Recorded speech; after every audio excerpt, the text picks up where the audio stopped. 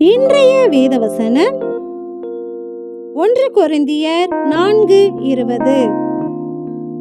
தேவனுடைய ராஜ்யம் பேச்சிலே அல்ல, பலத்திலே உண்டாயிருக்கிறது. ஆமேன். நம் தேவனுடைய பரலோக ராஜ்யம் வெறும் பேச்சில் இல்லை, நாம் செய்யும் செயலில் உள்ளது. நம் கர்த்தராகிய இயேசு கிறிஸ்து வேதாகமத்தில் ஒரு உவமையை சொல்லுகிறார். ஒரு மனுஷனுக்கு 2 குமாரர் இருந்தார்கள்.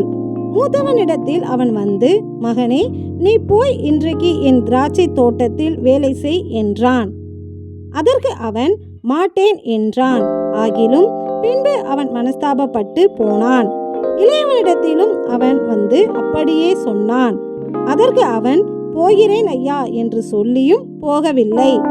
இவ்விருவரில் எவன் தகப்பனுடைய சித்தத்தின்படி செய்தவன் என்று கேட்டார். அதற்கு அவர்கள், மூத்தவன்தான் என்றார்கள்.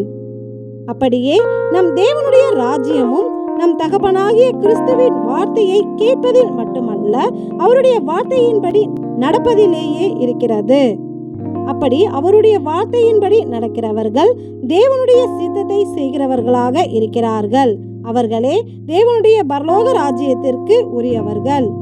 எங்கள் பரலோக தந்தையே, நாங்கள் உம்முடைய வார்த்தைகளை கேட்கிறவர்களாக மட்டும் இராமல் அந்த வார்த்தையின்படி நடக்கிறவர்களாக இருந்து பரலோகத்திற்கு உரியவர்களாக எங்களை மாற்ற வேண்டும் என்று உம்மை வேண்டிக் கொள்கிறோம். ஆமேன்.